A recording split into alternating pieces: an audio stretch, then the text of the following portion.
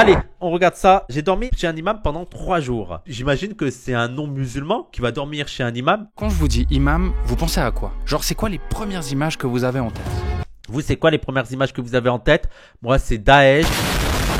Grosse beubare. Pas forcément, hein. Il y a beaucoup d'imams. La beubare, elle est pas si grosse que ça, hein. Grand sabre, merguez et couscous. JQ Hussein, j'ai vu trop de ses TikTok. Parce que moi, j'avoue, je pense à pas grand-chose, à part à quelques trucs assez clichés. Alors, pour répondre à toutes mes questions, j'ai trouvé un jeune qui est imam, ici en Suisse. Ah d'accord, c'est un Suisse. Ok, donc c'est plus exotique. Après, il me semble que les Arabes de Suisse, c'est les Albanais, non? C'est ça, vos Arabes, les Suisses? Accepté qu'on se rencontre, mais il m'a donné rendez-vous à l'autre bout du monde. Tu dors chez l'imam, mais pas en Suisse, dans un autre pays, ça devient un peu plus intéressant. Là, je suis d'accord. Alors, je vous pose un peu le contexte. Je viens tout juste de me réveiller là.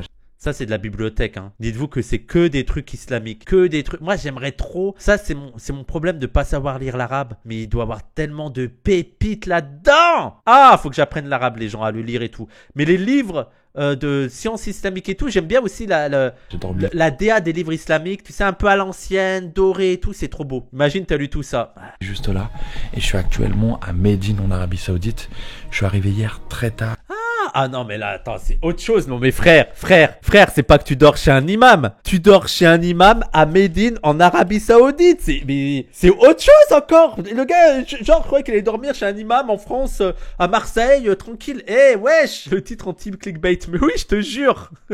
Il dort chez l'imam de l'imam. Ah non mais moi l'imam il me propose ça, mais waouh, incroyable, ça doit être trop beau. Je vous ai dit à partir de septembre aussi ce que j'aimerais bien faire, en plus des Talkie Oui Oui, une émission aussi à côté, parce que je vous le dis sincèrement, moi les réacs, je veux le faire le moins possible de réacs, je veux produire plus de contenu, et ce que j'aimerais bien faire aussi à partir de septembre, c'est une émission une fois par mois, un peu sur le format Talkie Oui Oui, où j'invite une personne religieuse, ou pour parler de spiritualité, de religion et tout, et pas seulement islam, hein, judaïsme, bouddhisme, christianisme, protestantisme, tout ce que vous voulez, et parler de spiritualité et tout. Liam, c'est un jeune Suisse. Il étudie ici en fait. Il a une vie étudiante, tout ce qu'il y a le plus normal. Alors, une vie étudiante en tant qu'étudiant d'études islamiques à Médine, je dirais pas que c'est une vie d'étudiant normal, parce que en fait, moi, le cliché que j'ai de l'étudiant normal, c'est le crous, c'est les jeudis soirs, les soirées alcoolisées, c'est de pas venir le matin parce que tu te refais de ta soirée la veille, c'est de sortir avec les amis, les copines et tout. Voilà, mais c'est peut-être mon cliché de ce que j'ai connu, alors pas personnellement, mais mes amis en tant qu'étudiants et tout, des soirées d'étudiants en France. Et en fait, s'il est ici, c'est pour étudier le fait de devenir imam. Après, moi, j'ai un peu du mal que les imams d'Europe, on doive les former en Arabie Saoudite. Voilà, moi, c'est plus ça, mon avis théologique et tout. La théologie de l'islam d'Arabie Saoudite à grosse sauce wahhabite, j'ai un peu du mal. Voilà, ça m'énerve un petit peu. Voilà. Mais pas grand chose, je suis pas musulman donc forcément je suis pas régulièrement confronté à un imam.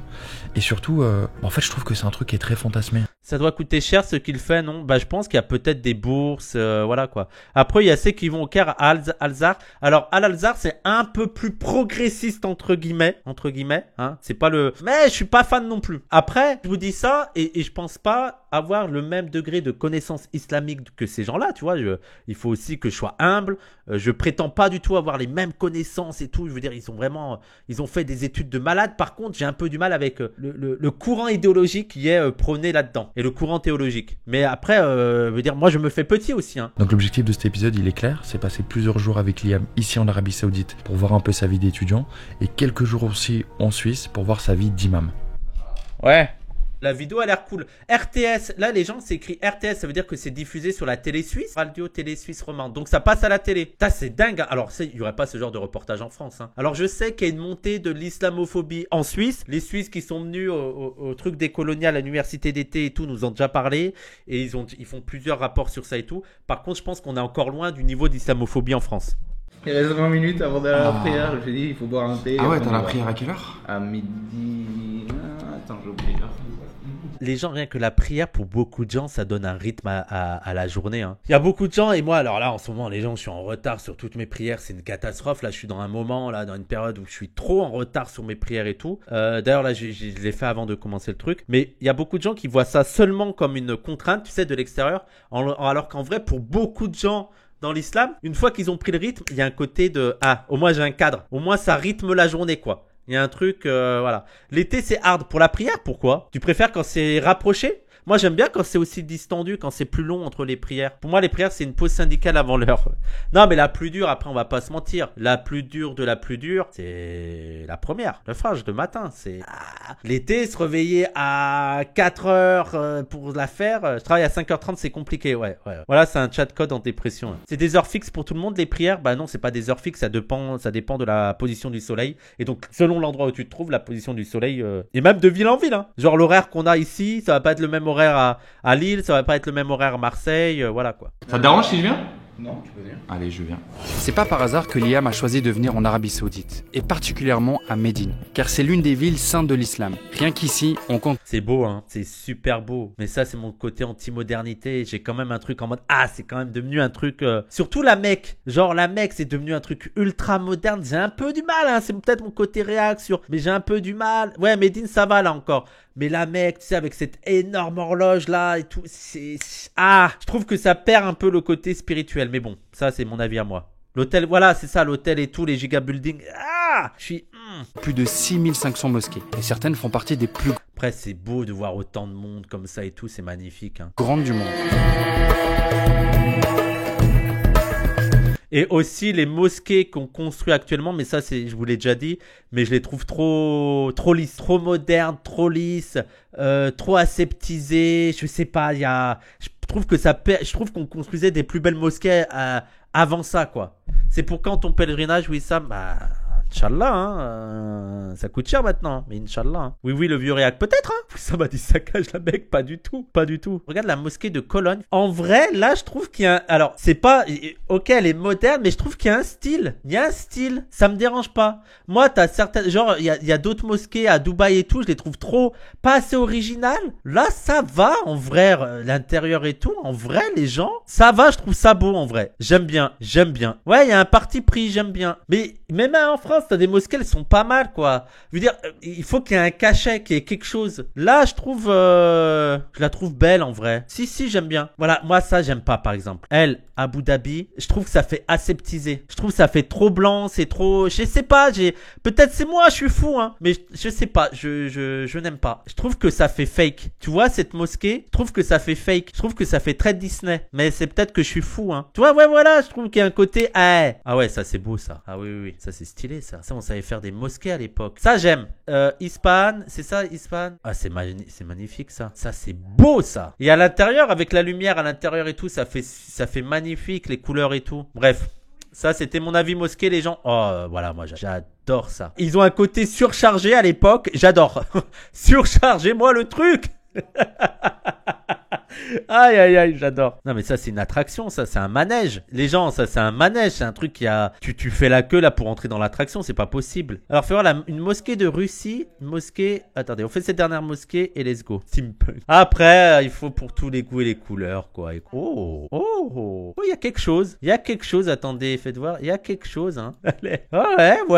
Ouais, pourquoi pas. Faire à l'intérieur. On n'a pas une photo de l'intérieur. Oh, stylé de ouf à l'intérieur. C'est beau, hein. Ah non, moi j'aime bien celle-là. Je trouve que mosquée indien. La mosquée rose. Allez, je fais la dernière. T'as réussi à m'attirer. T'as réussi à attirer le regard. Non, elle, j'aime bien elle. On fera toutes les mosquées. Je vais faire la tournée des mosquées de France aussi. Ah, voilà, c'est d'elle que je parlais. C'est d'elle. L'intérieur est incroyable. Je rêve d'y aller. Regardez-moi ça. C'est en Iran, ça. Est-ce que c'est pas magnifique? Ça, c'est de la beauté, ça. Ah, voilà, ça, c'est la photo la plus connue, je pense. Je l'ai déjà vu plein de fois, cette photo. C'est splendide. Oui, les vitraux et tout, ouais. Mais bref.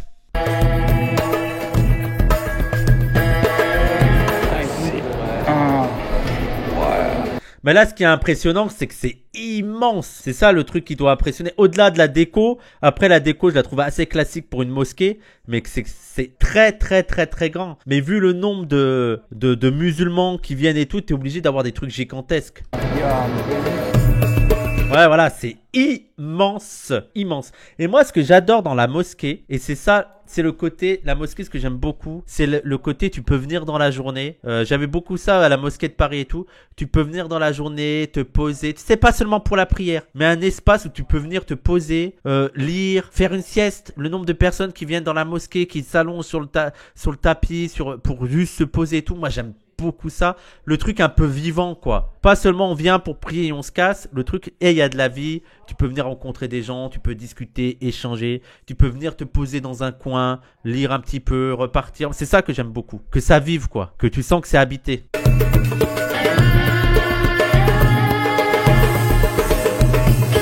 Vous mettez combien de personnes dans cette mosquée? Avec le dehors, quand il y a vraiment c'est blindé, genre la prière de l'Aïd et tout, c'est genre 2 millions. 2 millions avec l'extérieur, waouh, 2 millions l'Armina. Vous savez ce que ça fait déjà? 1000. Et là, il parle bien de l'Aïd. Mais les gens, faire l'Aïd à Médina ou à...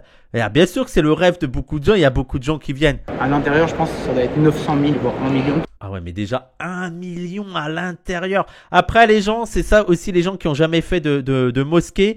Dites-vous que dans une mosquée, il faut grappiller le moindre espace. C'est-à-dire, il faut pas avoir peur de la promiscuité. Rapproche-toi. Là, c'est pour ceux qui sont dans les mosquées les vendredis. Avance. 1 mètre, avance. Il y a des gens qui attendent dehors. Avance. Il faut pas avoir peur de mettre ton front sur un pied. Je te le dis, hein. C'est vraiment, il y a ça d'espace, hein. Parce que tu vas t'incliner et tout. Faut occuper le pied du mec en face. Ouais, tu connais, frérot. Mais les gens, voilà. Avance. Il y a de l'espace. Les frères, ils attendent dehors. Vas-y. Tu pries sur le dos de ton frère. Les gens, vraiment, et t'es serré, quoi. T'es en mode, voilà. Serrez-vous. Machallah.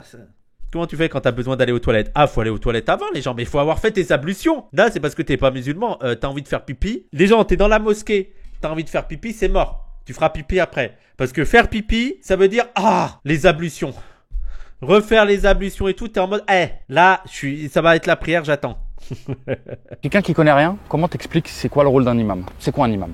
Alors premièrement, l'imam, sa tâche principale qu'il aura à faire, c'est de diriger la prière dans la mosquée. Sachant que normalement, l'imam de la mosquée, normalement, il y a un fonctionnement qui est presque démocratique. Ceux qui viennent à la mosquée, qui décident de qui est l'imam. Normalement, dans l'idéal, t'as un fonctionnement démocratique où les fidèles de la mosquée désignent eux-mêmes qui est l'imam, et l'imam généralement c'est celui qui connaît le mieux l'islam, qui peut le mieux réciter et tout. Donc, mais ça c'est dans l'idéal quoi. Et aussi, dites-vous qu'il y a des prières 5 fois par jour dans la mosquée. Parfois c'est juste celui qui va diriger la prière. Il y a un truc extrêmement démocratique là-dessus. C'est-à-dire c'est celui qui annonce la prière et celui qui va faire la prière. C'est juste un fidèle qui est là, qui connaît et qui va allez, c'est moi ce jour-ci je vais faire. Mais ça c'est un truc, ça m'angoisse parce que je parle trop mal arabe. Donc moi, oh là là, j'aurais trop honte de faire le truc parce que je parle trop mal arabe. Mais normalement n'importe qui peut venir et allez, je connais le truc, on y va. Quand je dis n'importe qui, il faut aussi tempérer. Il n'y a pas un inconnu qui peut venir et faire la prière. Quand tu es dans la mosquée, tu peux pas prier tout seul. Je veux dire, tu pries derrière l'imam. Ça veut dire en fait tout ce qu'il fait, toi, tu suis. Ouais. C'est ça. Après, si tu pries tout seul, tu peux prier comme tu veux. C'est-à-dire tu peux réciter ce que tu veux, tu machin. Mais quand tu es dans la prière en groupe et que tu es derrière l'imam, toi tu suis ce que l'imam il fait.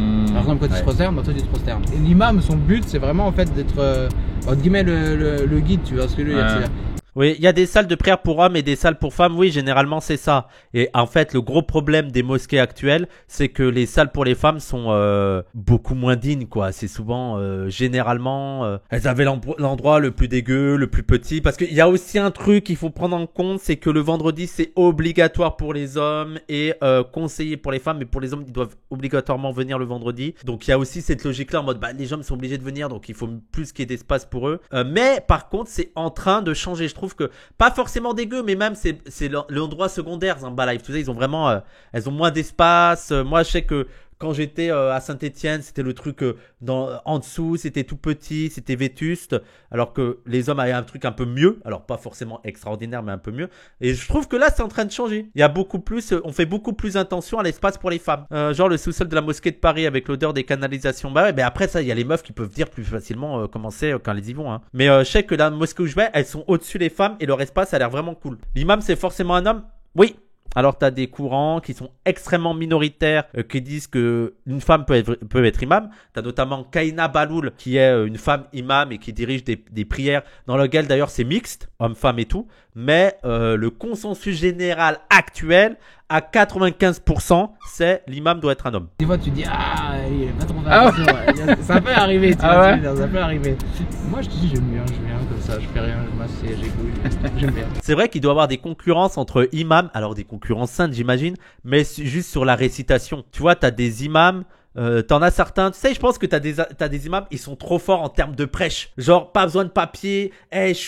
J'entraîne les gens, je suis dynamique, je suis charismatique et c'est ça ma force. Alors quand t'en as d'autres, ils sont en mode, le papier, tac, tac, c'est relou, t'arrives pas à suivre. Et t'en as d'autres, c'est là où ils sont forts. C'est pour réciter la prière, j'ai trop une belle voix, je vais vous entraîner, vous allez voir, ça va vous faire pleurer et tout. Je pense que t'as des gens en mode, c'est quoi mon point faible, mon point fort en tant qu'imam et tout, voilà quoi.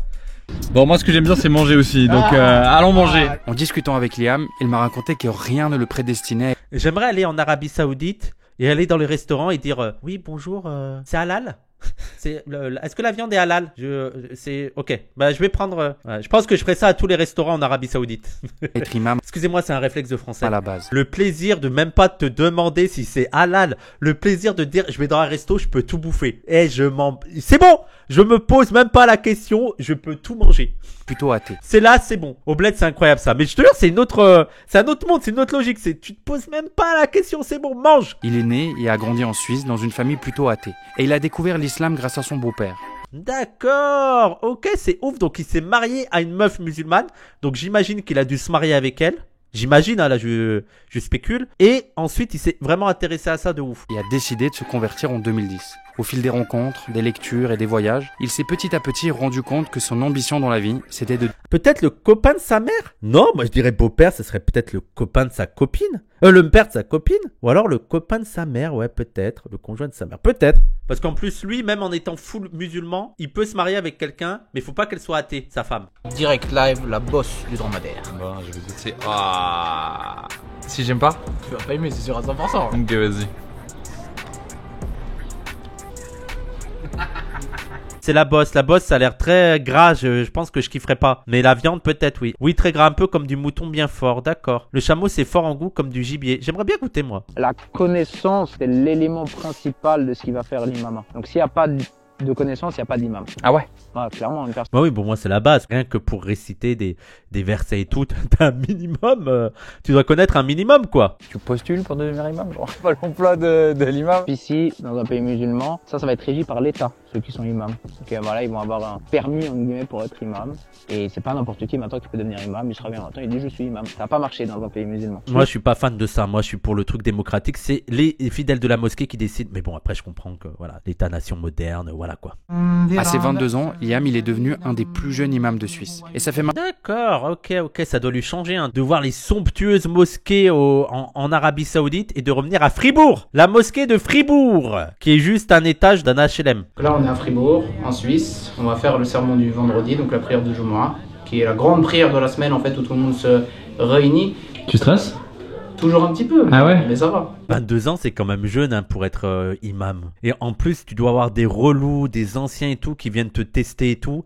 Parce que je pense que ça doit être intimidant, quoi. T'arrives dans une mosquée, t'as des gens qui connaissent ou pensent connaître et tout, et qui vont venir un peu te jauger, quoi, en mode, est-ce que t'es vraiment... De pression bonne, tu vois. Bah quand même, t'es devant des gens, ouais, c'est ça, sont là pour une raison forte. La pression, c'est que tu dis, il faut que je fasse bien pour que les gens ils comprennent bien. Et qu'ils rentrent chez eux en ayant, en guillemets... Voilà les mosquées de France les gens. Voilà, ça change de l'Arabie Saoudite hein. Ça je pense que c'est énormément de mosquées même en France, en province et tout, t'as ça quoi. C'est un garage, tu pries dehors, voilà quoi. Tirer un bénéfice, c'est pas juste qu'ils viennent, ils disent mais on n'a rien compris à ce qu'il a dit, puis ils rentrent chez eux, puis ça n'a rien changé de leur vie. Donc c'est plutôt ça la pression, c'est de te dire moi il faut que je sois à la hauteur pour être bénéfique pour les gens, c'est tout. Pendant la prière, l'imam se met devant tout le monde, tourné en direction de la Mecque. Il va réciter en arabe certains passages du Coran qu'il a sélectionnés et faire un sermon pour rappeler certaines valeurs de l'islam. Comme nous avons vu dans la première partie, il est interdit aux musulmans de manger et de consommer tout ce qui est... Alors ça on voit que c'est un débutant, un imam débutant parce qu'il a encore les fiches. Moi mon imam il a plus besoin de fiches, c'est bon c'est terminé, il a fait ça pendant des années, c'est bon il arrive et tac, il te parle pendant 30 minutes. Alors toujours hein, habituellement, il fait d'abord en arabe et après en français. Et j'ai l'impression qu'il s'énerve plus en français. En arabe il est assez calme, ce qui peut paraître étrange hein. Mais quand il fait en arabe il est assez calme et après en français il s'énerve. Mais En fait, je sais pourquoi il s'énerve en français. Parce qu'il sait que là, il va parler à pas mal de jeunes qui parlent pas arabe et qui maîtrisent pas de ouf. Et il les engueule. Il nous engueule à chaque fois. Genre, ouais, avec vos réseaux sociaux et tout. Un prêche sur deux, il nous parle des réseaux sociaux et des jeunes qui, sur les réseaux sociaux, se prennent pour des imams. Je vous jure, un prêche sur deux. Il fait le daron de ouf. Vous donnez des avis comme ça sans connaissance. Les réseaux sociaux, c'est ça qui nous tue. Mais je l'aime beaucoup. C'est un très très bon imam. Hein. Mais ce qui se passe à la mosquée, c'est l'un des moments du quotidien d'imam. Parce qu'il y a aussi toute une partie qui consiste à donner des conseils religieux. Moi, j'ai jamais osé, mais t'as beaucoup de gens qui attendent la fin du prêche pour aller voir l'imam et lui poser des questions et tout. Et il doit en voir des questions. Ah, mais j'aimerais bien faire un reportage sur les imams et juste voir c'est quoi les questions les plus folles qu'on vous a posées. Genre les sujets les plus dingues. Bah, ça serait peut-être un petit reportage comme ça en mode...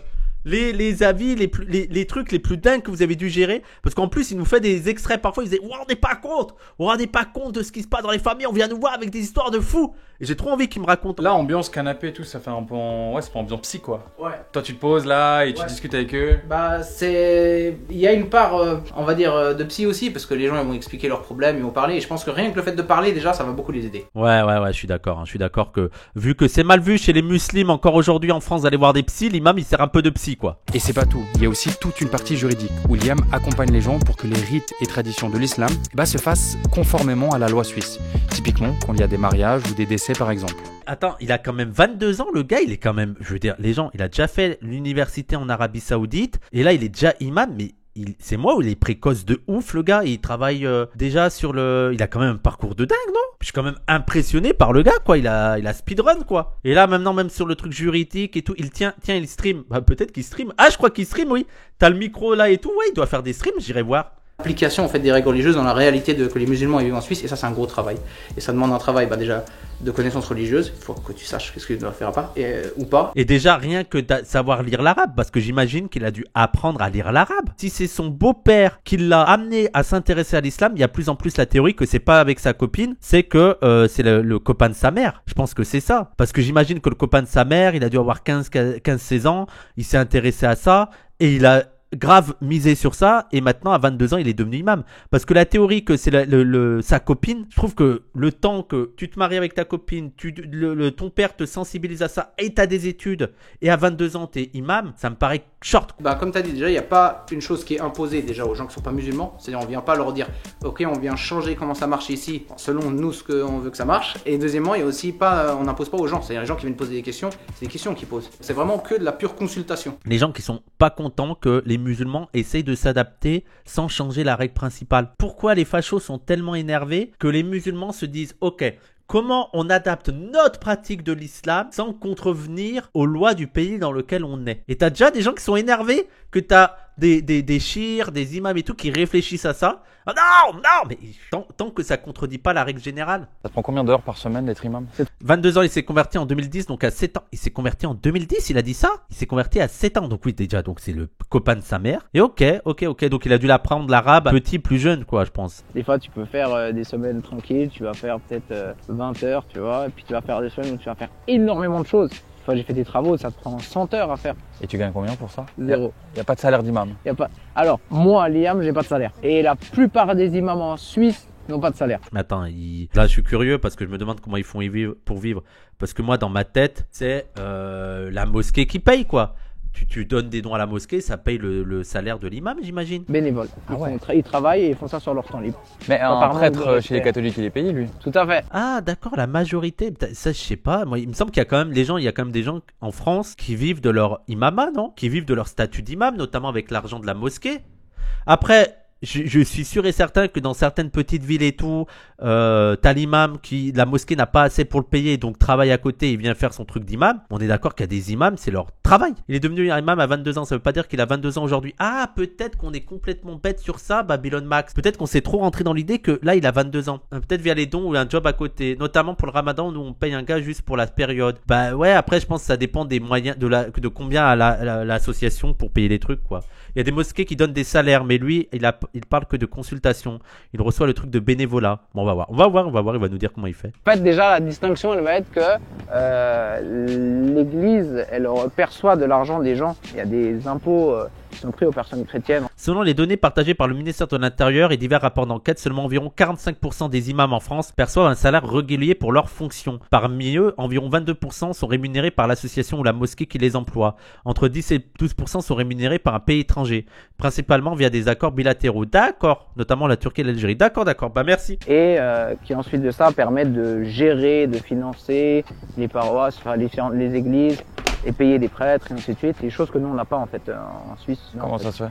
Parce que le principal problème qu'il y a par rapport à ça en Suisse, c'est qu'il n'y a pas de processus officiel avec l'État qui peut être mis en place pour pouvoir financer en fait ces choses-là. En Alsace-Lorraine, avec le Concordat, les rabbins et les curés sont payés par l'État, mais pas les imams. J'avais découvert cette dinguerie il y a quelques mois. Et comment ça se fait? Je veux dire, il n'y a pas la laïcité en Alsace-Lorraine, c'est pour ça que les rabbins et les curés sont pas payés, mais pourquoi les imams sont pas payés? Je veux dire, si tu payes les rabbins et les curés, qu'est-ce qui peut justifier le fait de pas payer les imams à part l'islamophobie? Oui, c'est vrai parce que le Concordat ne prenait pas en compte l'islam. Oui, mais je veux dire, il n'y a aucune justification logique au fait de ne pas payer maintenant les imams. Je comprends pas quels sont, parce que je pense que les musulmans là-bas dans la région et notamment les imams doivent faire pression pour pouvoir être payés, et je vois pas quels seraient les arguments qu'on pourrait leur opposer. C'est fou parce que d'un côté, Liam, il a cette place super importante dans la communauté où il guide et il conseille les gens. Mais à côté, il reste aussi un jeune étudiant qui a des cours, des exas et des activités sportives. Est-ce que ça te donne aussi une certaine crédibilité, le fait de partir, le fait d'être ici, le fait, tu vois, d'avoir toutes ces études? Oui, le nombre de personnes qui reviennent en mode la légitimité, c'est d'avoir fait les études en Arabie Saoudite, bien entendu. Dans la tête de beaucoup de musulmans, c'est le cœur de l'islam et donc t'es beaucoup plus légitime à parler d'islam si t'as fait tes études en Arabie Saoudite. Ça veut dire, si tu veux étudier la théologie musulmane islamique, l'endroit numéro 1 de la terre, c'est ici. On ne sait pas trop le courant dans lequel il s'inscrit, ce serait intéressant de voir. Mais j'imagine que pour l'intervieweur, ça ne fait pas partie des questions qu'il a en tête. Après, j'imagine peut-être que même au sein de l'université, tous les profs et tous les gestionnaires n'ont pas la même idéologie. Et que comme dans une université française où tu vas avoir même entre profs des points de friction, des oppositions, des courants différents. Et j'imagine que l'université elle doit présenter toutes les écoles, tu vois. Elle ne doit pas avoir que celle en balite et montrer les différents courants. Basket, fitness, foot, volley. C'est incroyable, hein? Ouais. Barre de traction, hein? Après, quand la journée il fait 50 degrés, je pense pas que tu joues beaucoup, hein. Tu dois jouer que le soir et il n'y a pas l'air d'avoir grand monde qui joue. Ouais, je couperai, t'inquiète. Vas-y. Même moi, avec mes 80 kilos, je fais des meilleures tractions. Pas ouf, on va rester sur l'islam, frère. On va pas aller sur la muscu, hein, parce que là, c'est pas dingue. Lâche pas les études, hein. Lâche pas les études. Ah, moi, tennis, hein. Ah ouais? En tant que bon Suisse. Ah ouais, c'est très suisse le tennis. Je savais pas ça, mais moi, c'est très bourgeois. Ah bah oui. Bah oui, je suis con. Tennis, pour moi, sport de bourgeois, suisse, ça tourne. Est-ce que vous voyez le petit détail sur la tenue? On va voir les musulmans s'ils voient le petit détail. Voilà, le collant, bien sûr, le collant. Eh oui, parce que le short a l'air court. Ah, lui aussi, il doit le mettre. Vous pensez que, ouais, je pense que c'est obligatoire pour tout le monde, hein, de couvrir les jambes, j'imagine. Est-ce que t'as des collants? Oui, non, moi je suis pas dans ce truc-là, quoi. Donc, mais j'imagine que c'est obligatoire pour tout le monde. T'as aussi des vêtements très islamiques et ça revient à la mode chez les musulmans. Donc aussi, vous savez, les chaussettes et tout. Mais t'as le pantacourt qui fait très long. C'est genre un pantalon court. Et t'as aussi les t-shirts. Et en fait, le t-shirt, je vous montre comme ça. Le t-shirt est très large derrière. En fait, très long derrière. Là, c'est beaucoup plus long. Et en fait, c'est étudié en mode, ah oui, mais quand tu t'inclines, le t-shirt il remonte, donc il peut montrer ton corps. Et donc là t'as le t-shirt avec lequel tu peux prier sans souci. Et ça fait partie des problèmes aussi pour les gens qui sont musulmans, hein, qui savent comment, putain je dois prier, j'ai un t-shirt il est court, je le rentre dans mon pantalon, mais il enlève du pantalon, ah. Et donc là dès que t'as le t-shirt qui est très long derrière, t'es en mode tranquille. C'est bien étudié, hein. L'islam fashion, les gens, surtout les plus fortes là-dessus, c'est les meufs voilées, hein. Elles sont trop fortes. Pour ceux qui nous montrent l'oreille du cul, ça serait utile. Ah, mais à la mosquée, parfois je les regarde, je suis en mode, ah frère, fais un effort s'il te plaît. Ah là là. Je veux dire que tu pries et que tu vois, on voit l'arrêt de tes fesses, je suis un putain. Et parfois je suis gêné, je suis en mode, est-ce que je lui dis, est-ce que je lui dis pas? Ah, et généralement je lui dis pas aussi de lui foutre la honte, voilà quoi. Faut lui dire, je sais qu'il faut lui dire. Ouais, je sais. Mais j'ai pas envie de le mettre mal à l'aise, quoi. Mais tu vois, je pense qu'il y a souvent ce truc de religion met beaucoup de barrières, religion met beaucoup d'obligations. Parce que tu vois, par exemple, un gars comme moi, tu vois, je kiffe de fou jouer aux jeux vidéo, je suis grave sur les réseaux sociaux. Là, tu cites des choses qui sont pas interdites, hein, pour l'instant. Hein. Je sais pas, peut-être qu'il y a eu une fatwa sur les jeux vidéo ou sur, mais pour l'instant, c'est pas des choses interdites. Je kiffe la NBA, tu vois, j'ai plein de trucs. C'est des trucs que tu pourrais toujours avoir, toi? Bien sûr. Ouais. Bah oui, oui, ça c'est. Après, c'est toute une question de modération, mais ça, c'est une question indépendamment de l'islam. Hein. Même en dehors de l'islam, quand même, modère tes trucs, quoi. Passe pas tes journées sur des jeux vidéo. Bien sûr. Les trois, y a pas de problème. Si tu veux, demain, on regarde la NBA ensemble. Bon, je suis super nul en basket, ça va être très intéressant, mais si tu veux, on regarde. Après, t'as toujours les salafs, pas des salafs, mais vraiment des fondamentalistes en mode non, tu peux pas regarder le foot parce qu'il y a de la pub pour ci, pour ça, tu peux pas regarder le NBA parce que si, parce que ça. Moi, j'ai vois parfois des vidéos de tu peux pas porter ce maillot de foot parce que là, sur le symbole du Real Madrid, il y a une croix.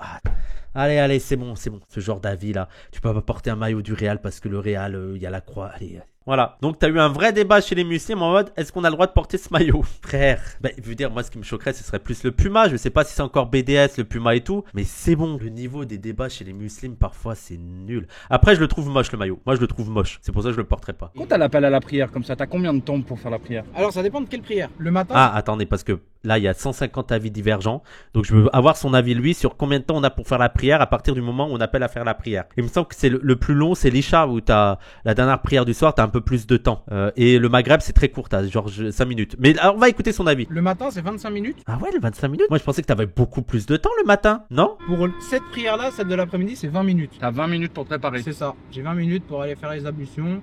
Ça dépend des avis, tu connais. Ouais, moi il me semblait que t'avais jusqu'à le... Comment ça s'appelle, le deuxième horaire là? Je pensais que t'avais tout ce temps pour faire la prière. Il parle pour aller à la mosquée. Ah d'accord. Juste les ablutions, c'est se laver les mains, le visage. Laver les mains, le visage. Ah, la mosquée, d'accord. Ok, à la mosquée, ok.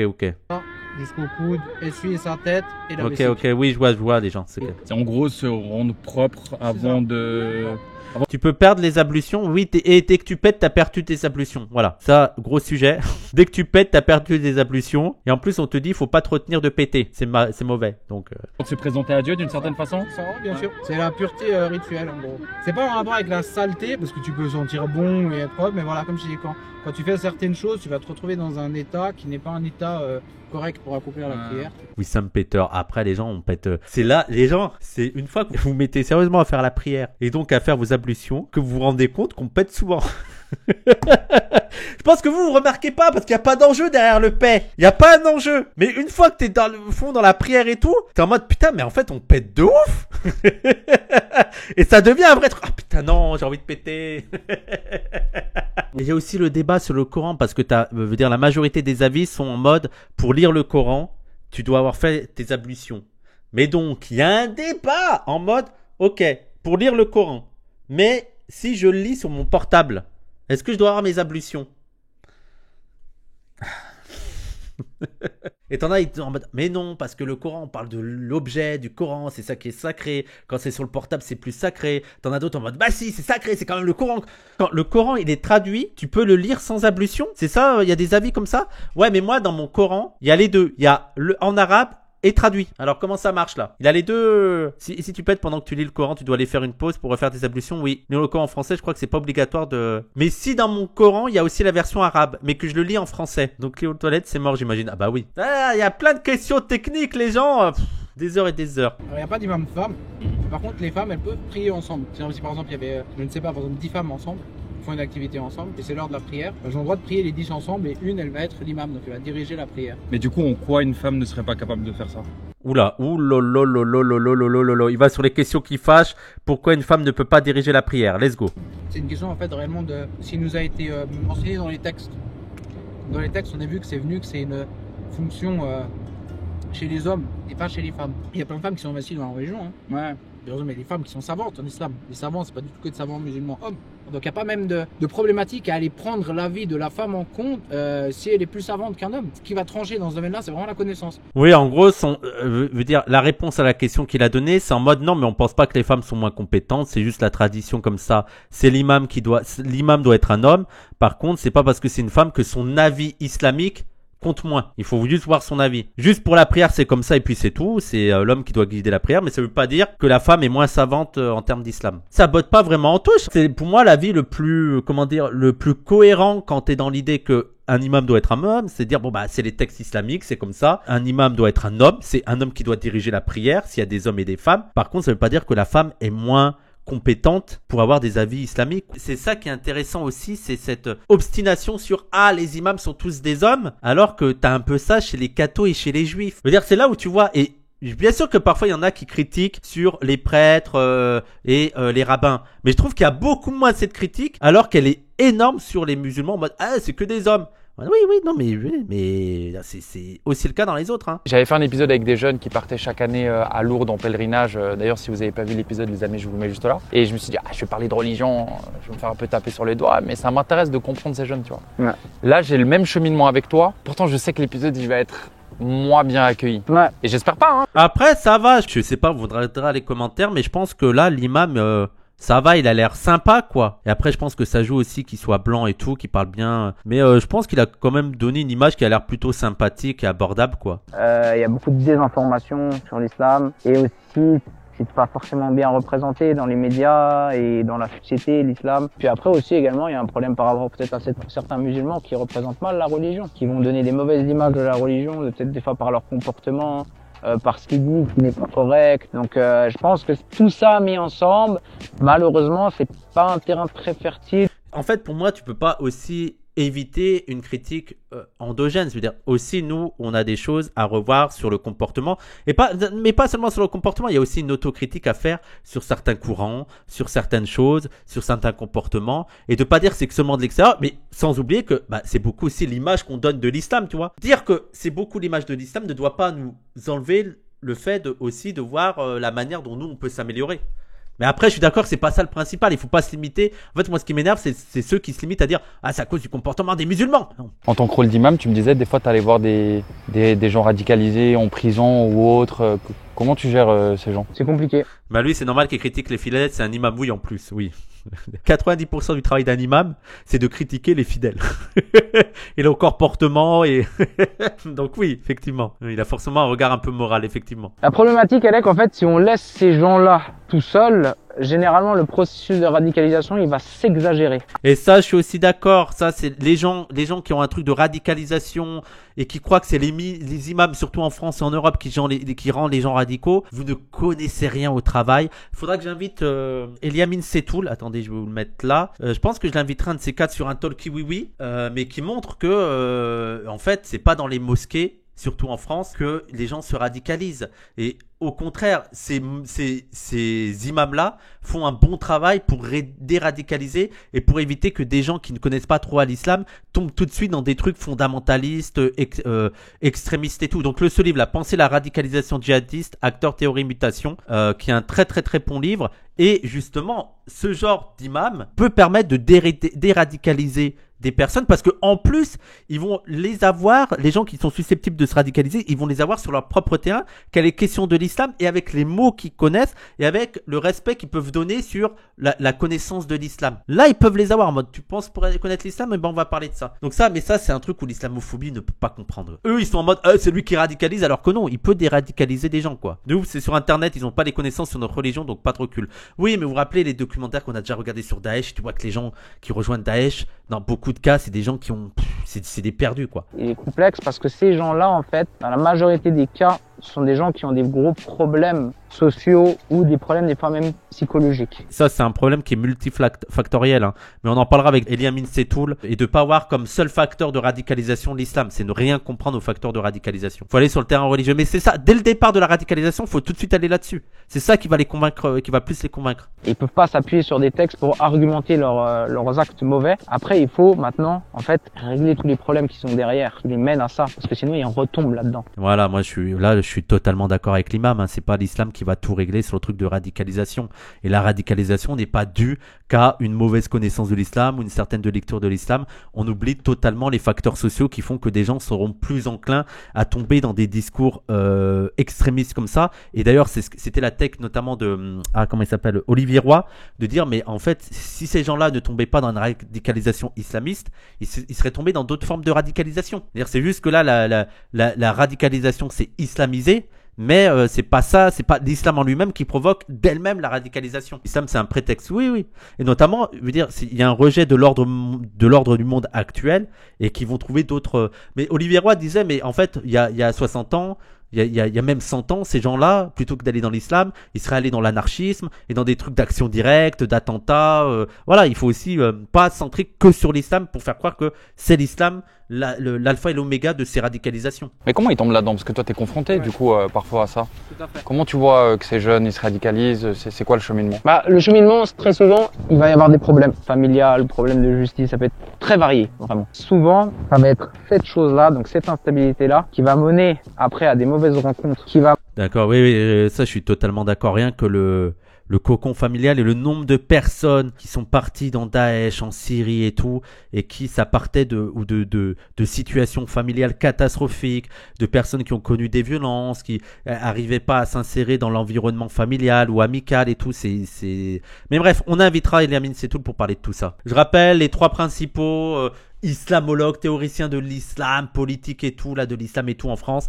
Gilles Kepel, qui est le plus à droite, en mode, le problème de la radicalisation, c'est l'islam. C'est l'islam en lui-même qui pousse les gens à être radicalisés. Donc ça, c'est Gilles Kepel, le courant kepeliste, là, qui est assez influent dans certaines parties de la droite. Bergeau Baclair, elle est totalement dans ce courant-là, de cette lecture de Gilles Kepel. Donc ça, c'est la première lecture. Deuxième lecture, Olivier Roy, en mode, mais non, c'est pas l'islam qui rend radical, c'est juste qu'il y a une islamisation de la radicalité et que l'islam occupe aujourd'hui dans l'espace mondial un courant protestataire face à l'ordre du monde. Donc il y a un peu cette lecture-là. Et enfin, le dernier, et ça veut pas dire qu'ils sont toujours opposés, hein, notamment Olivier Roy est le dernier que je vais citer, qui est François Burgat, qui est lui en mode, mais on peut pas esquiver la question politique et voir toutes les guerres impérialistes au Moyen-Orient qui ont participé à la radicalisation. Et toutes les politiques islamophobes, racistes à l'égard du Moyen-Orient, de l'islam et des Arabes qui a participé à provoquer cette radicalisation. Voilà, en gros les 3 courants différents. Et nous, on serait plus Burgat et un petit peu Olivier Roy. Parce que déjà, Internet, en fait, tout le monde peut parler, qu'il soit légitime ou pas légitime. Les imams qui pètent des câbles sur les débats Internet en mode fermez vos bouches, arrêtez de dire n'importe quoi. Pourquoi t'écoutes Jal 377, 38 là et son avis genre c'est un chir. Toi, limite, c'est un red flag de voir un jeune ne plus venir à la mosquée. Tout à fait. Si un jeune... Mais totalement. Un jeune isolé qui vient et qui part et qui... Même, généralement, les radicalisés Daesh et tout, ils traitent les gens qui vont à la mosquée tranquille, là, du coin de la ville, de vendus, de faux musulmans, de vendus à la République, de koufars, de déviationnistes, comment ils disent, innovation et tout. Vraiment, c'est un red flag, un jeune isolé qui après il disparaît des radars et tout, c'est trop bizarre. Je vois, il est là et il est content dans sa vie, il est motivé, d'un coup il disparaît comme ça, c'est qu'il y a quelque chose derrière. Et après, moi j'ai que 24 heures dans ma journée, je peux pas aller toquer chez tous les gens, savoir qu'est-ce qu'il fait. Si j'ai ces gens-là dispersés partout dans la nature, je fais quoi? Ouais. Pas grand-chose. Les RG le savent que ça sert pas à grand chose d'espionner ou de surveiller les mosquées parce que la radicalisation se fait pas là. Et encore pire, les imams et même les fidèles de la mosquée se savent tellement surveiller que déjà en plus de leurs opinions personnelles sur les radicalisés qu'ils détestent, je rappelle que Daesh tue des musulmans, il faut le rappeler. Daesh tue des musulmans, ils en ont rien à foutre. Faut arrêter de faire croire qu'il y a une solidarité alors même que des gens comme Daesh tuent des musulmans. Mais en plus de leur morale en mode mais là c'est un radicalisé, c'est un problème, ils savent qu'ils sont surveillés et qu'il faut rapporter direct. Dès qu'il y a un soupçon sur une personne, ils le disent. Donc arrêtez de croire que c'est les mosquées qui va être faut surveiller les mosquées parce que c'est de là que le problème vient. Pour moi qui suis pas spécialement religieux, c'est assez fou de voir à quel point des gens comme Liam peuvent être aussi dévoués et passionnés. Quand tu vois la quantité de taf, les responsabilités, le rôle pas toujours bien vu ou bien compris. Ça donne un sens à la vie, hein. Là, Liam, c'est évident que la foi et tout, ça te donne un sens, quoi. Tu sens que t'es utile, quoi. Et puis il y a un enjeu, quoi. Il y a la vie éternelle, hein. C'est pas rien, quoi. Moi, je pense, la première des choses, tu dois le faire sincèrement pour Dieu. Si tu fais pas ça dans un travail comme l'imama, comme les choses comme ça, s'il n'y a pas ce concept-là qui est au centre, tu fais fausse route. Oula, alors là, il y a un truc qui est un peu red flag. Je sais pas si vous voyez le truc qui est un peu red flag dans ses sources. Mehdi, tu vois de quoi je parle? Je suis un peu en mode, lui, je suis pas fan. Shir Albani, oui. Je suis vraiment pas fan de Shir Albani, les gens. Peut-être qu'il lit ça en mode culture. Il faut lire Shir Albani pour connaître un peu tous les courants. Mais c'est très salaf, c'est Arabie Saoudite, salaf bizarre. En plus, il a eu des textes bizarres, Shir Albani, sur la Palestine. En mode, il faut que les Arabes partent. Faut d'abord qu'on soit fort en tant que musulmans avant de reconquérir la Palestine. Donc, faut que les musulmans quittent la Palestine pour se former et tout. Voilà, il y a plein de trucs un peu bizarres de Shir Albani. Je suis vraiment pas fan. Après, j'ai quand même un respect sur Shir Albani en mode autodidacte de ouf. Le gars, il a été autodidacte, il s'est formé, il a une connaissance de malade. Mais Moi, j'ai lu des trucs de Shir Albani, je suis en mode, voilà, je suis pas fan du tout. J'ai essayé de faire avancer les choses. Ou du moins, avancer la compréhension des choses déjà. Après, moi, Liam, franchement, c'est extérieur. Ouais, c'est venu. Franchement, et quand les gens ils me disent de moi, ah, c'est toi, Liam, ou ils me disent pas dans la rue, franchement, ça me fait rien du tout, je te dis vraiment. Franchement, il était cool le reportage, hein. Ça fait plaisir, hein. C'est peu souvent après les Suisses, il faut aller voir les Suisses ou les Belges pour avoir des trucs un peu de qualité sur ça. Moi, ça me donne envie de faire des reportages comme ça, j'aimerais trop. Merci à Tataki. Je crois que c'est le deuxième reportage que je rate de Tataki. J'avais bien kiffé le premier. Donc voilà, je pense qu'on va regarder davantage Tataki. Je vais aller m'abonner à Tataki. Eh ben écoutez les gens, il vous reste plus qu'à rejoindre l'islam.